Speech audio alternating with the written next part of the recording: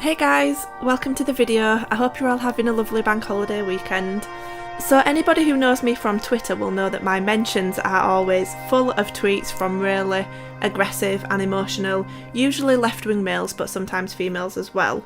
And sometimes I talk to them, sometimes I can't be bothered because they're not always intellectually honest. But one thing that I've noticed is that when I ask people a question, there's either a lot of hypocrisy in the way that they answer, or they just can't answer it. They'll either get aggressive and abusive, or they'll block me and they'll drop out of the conversation. So what I've started doing is making a list of questions that progressive left-wing types on Twitter, the ones I have experience with anyway, aren't able to answer. And I've collected 30 questions, so I've decided to put them into a video. Now, you, the viewer of this video, might be able to answer all these questions, and if that's the case then thank you and I congratulate you for being consistent with your morals and your way of thinking. But these are genuine things that people on Twitter have said to me.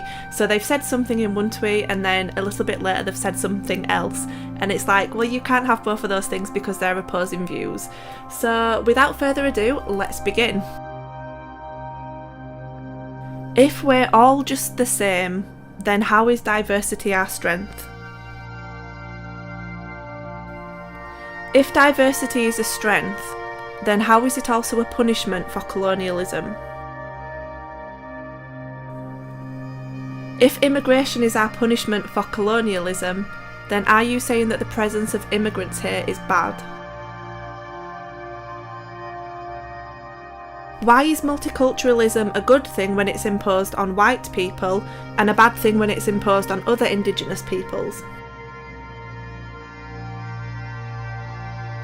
Why is white pride condemned but pride of any other ethnic group is celebrated? If there's no such thing as race, then how is there such a thing as white privilege? If race is just a social construct, then how do they know that we've always been a nation of immigrants because we dug up black skeletons during the Roman occupation of Britain? If there's no such thing as British culture, then how is Ramadan now part of British culture? If America belongs to the American Indians because they were there first, does Britain belong to the Britons because we were here first? Why are white Americans told to go back to Europe where they came from because America belongs to the American Indians, while Europeans are told that we all came from Africa so our nations aren't ours? If Africans are allowed to live in Britain because of the British Empire, does this mean that anybody can go live in any country that they've previously been invaded by? Or could it just be that a falsified narrative of the British Empire is used to guilt white people into opening up their borders and is manipulated by people who want to live in a first world civilization so that they don't have to create their own? If we were so oppressive and awful to your ancestors, then why did you want to come and live with us?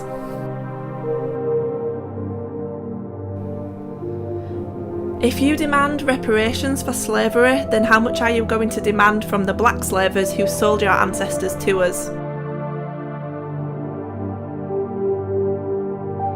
If you're so concerned about slavery, then where's your concern for the 40 million plus people who are slaves today? Or do they not matter because they're not held captive by white people? If you care about the well-being of people from other nations, then why are you happy to take their best doctors, scientists and engineers? If we needed immigrants to rebuild Britain after World War II, then why didn't we need immigrants after World War I when more than double the amount of people died? If it's because Britain was damaged after the Blitz, then why didn't Japan need immigrants after Hiroshima and Nagasaki?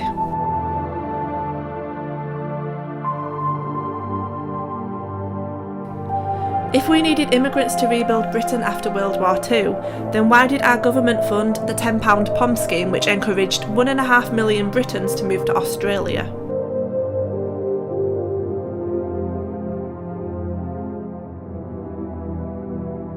If David Lammy is as British as us, then shouldn't he apologise for slavery and colonialism too? If Afua Hirsch is as British as us, then why did she write in her book, Brit-ish, that she left Britain to leave being British? Why do the British only exist when you're blaming us for colonialism? Why can't we feel proud of our ancestors, but we can feel guilty for colonialism? Why can't I feel proud of my ancestors, but you can feel victimised because of yours?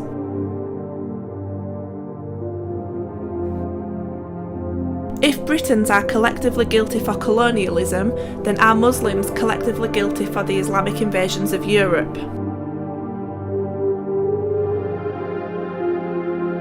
Why are all nationalists held responsible for the acts of some nationalists, but all Muslims aren't held responsible for terrorist attacks committed by Muslims? Why do people say, well, if we weren't bombing their countries after a Muslim commits a terror attack, but they don't say, well, if they weren't invading our continents after a white person attacks a Muslim? Why should we only carry on as normal and not look back in anger after an Islamic terror attack? Why are the people who claim to care the most about the environment also the people who want the most immigration, which increases our population and has a negative impact on the environment?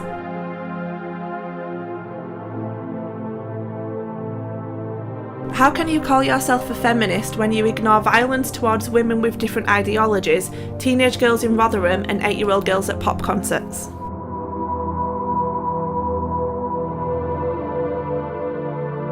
Why is it open borders for Europe, but not open borders for Israel? Why are the group who claim to be the most oppressed also the group with the power to silence you?